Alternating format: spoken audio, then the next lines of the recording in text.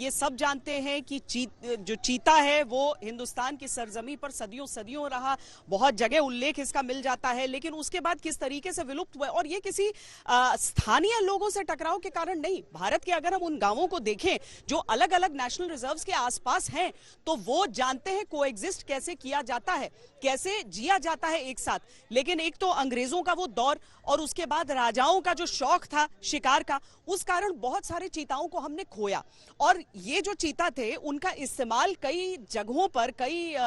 रजवाड़ों में इसलिए भी किया जाता था कि वो शिकार में मदद करते थे। यानी चीता जिस तरह का एक जीव है, उसे आप पालतू बना सकते हैं उसके खूंखार होने के बावजूद। इसीलिए दुनिया भर की अगर आप तस्वीरें रईस से रईस लोगों की देख लें कि वो कौन से एग्जॉटिक पेट्स को रखते हैं, तो उसमें चीतों की संख्या आप काफी बड़ी देखेंगे। लेकिन वो जीव जो यहां पर स्वच्छंद घूमा करता था, उसकी अगर वो हालत हुई कि उसका एक एक आखिरी जो निशान था वो मिट गया इस भूमि से, तो क्या एक कोशिश नहीं की जा सकती है कि एक बार फिर उसे यहां पर बसाने का प्रयास किया जाए? रवीश पाल सिंह भी मेरे साथ जुड़ रहे हैं। रवीश, स्थानीय लोगों के मन में क्या चल रहा है? उत्सुकता बहुत दिख रही है, स्वागत का भाव कितना है? जी बिल्कुल, स्वागत का जबरदस्त भाव है और बस इंतजार ही कर रहे थे तमाम लोग यहाँ पे, जब से उन्होंने सुना था कि चीता एक बार फिर से वापस आने वाला है। क्योंकि देखिए, शेर तो यहाँ होते नहीं थे, लेकिन यहाँ के जो पुराने लोग हैं जिनसे हमने कल बात की थी, उनका साफ तौर पे कहना था कि यहाँ पे बहुतायत में चीते पाए जाते थे। लेकिन जब से विलुप्त हुए हैं उसके बाद से इन्होंने कभी सोचा नहीं था सपने में भी कि जिस प्रजाति को ये खो चुके हैं वो प्रजाति एक बार फिर से यहाँ पर इनके गांव के, इनके घर के बेहद नजदीक आने जा रही है। और दुनिया का सबसे तेज दौड़ने वाला जीव, देखिए पहले के मुकाबले अब में काफी चीजें बदल गई है। पहले शिकार पर कोई रोक नहीं थी, अब ना केवल शिकार पर रोक है, कड़े कानून है, बल्कि अब यहाँ पर सरकार की तरफ से, वन विभाग की तरफ से लोगों को भी जागरूक किया जा रहा है कि वो चीतों की सुरक्षा कैसे करें, उनको कैसे वन्य जो तस्कर हैं या फिर तमाम दूसरे शिकारी हैं उनसे कैसे बचाएं। तो यहाँ तो लोगों ने भी अब कमर कस ली है कि पुलिस और प्रशासन या वन विभाग वो जितनी अपनी तरफ से कोशिश करेगा चीतों की रक्षा की, लेकिन उससे कहीं ज्यादा गांव के लोगों ने ही मन बना लिया है कि वो चीतों को अपने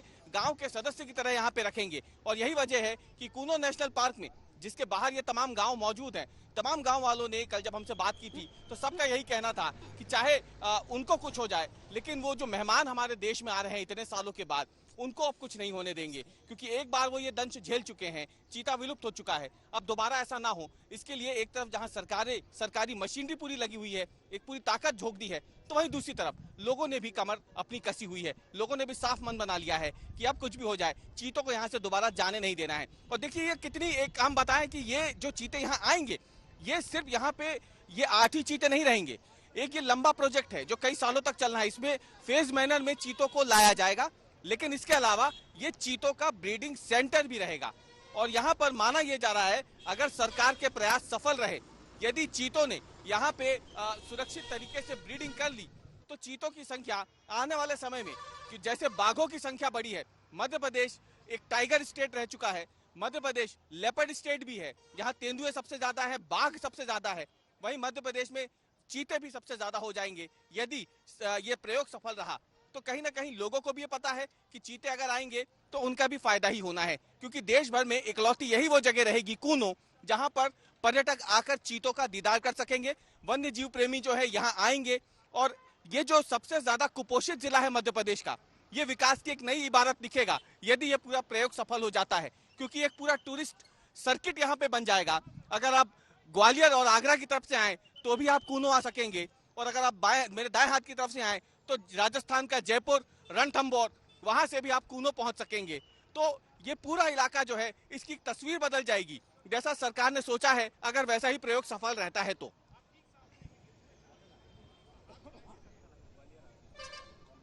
और मुमकिन है ये सफल भी रहे, क्योंकि अगर हम गिर में एशियाटिक लायंस को लेकर अपनी कोशिश देखें तो हमने देखा किस तरीके से उसकी संख्या बढ़ी। और ये संख्या केवल इसलिए नहीं बढ़ी क्योंकि वहां पर वन विभाग उस हिसाब से काम कर रहा था, बल्कि इसीलिए बढ़ी क्योंकि वहां के लोगों ने अपने हाथ में ये जिम्मा ले लिया कि किस तरीके से उन सबको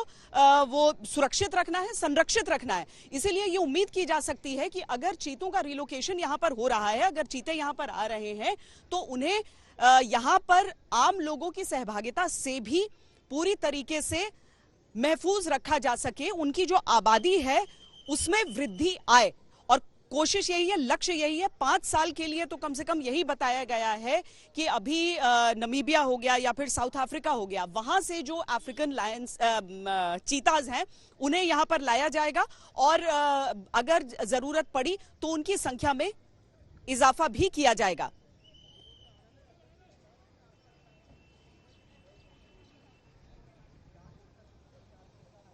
जी बिल्कुल, हमने देखा कि किस तरीके से एशियाटिक लायन की जो आपने बात की उसमें हमने सुना भी नहीं होगा, कभी किसी ने सुना नहीं होगा कि शेरों का इंसानों के साथ कोई टकराव हुआ हो। हमने कई ऐसी तस्वीरें देखी है बीते सालों में जब लोग वहां पे बैठे रहते हैं और जो शेर होता है, जो एशियाटिक लायन होता है, वो उनके सामने से गुजर जाता है। ना तो वो इंसानों को नुकसान पहुंचाता है, ना इंसान उन्हें उकसाते हैं, क्योंकि वो भी जानते हैं कि कहीं ना कहीं उनकी जिम्मेदारी है कि जिस तरीके से एशियाटिक लायन का कुनबा बड़ा है गुजरात में, गिर में, और वही एशियाटिक लायन यहाँ आने थे, जाहिर सी बात है कि ये यहाँ पे और ज्यादा बड़ा होता उनका कुनबा। लेकिन जो भी प्रक्रियाएं रही होंगी उस प्रक्रिया के तहत शेर नहीं आ पाए। यही चीतों के साथ अब यहाँ पे किया जाएगा, इसीलिए यहाँ पे चीता मित्र बनाए गए हैं। आसपास के 90 गांवों के ऐसे प्रमुख लोगों को चुना गया है जो कि प्रभावशाली लोग हैं, जिनकी बातों को लोग मानते हैं, जिनकी बातों को लोग सुनते हैं।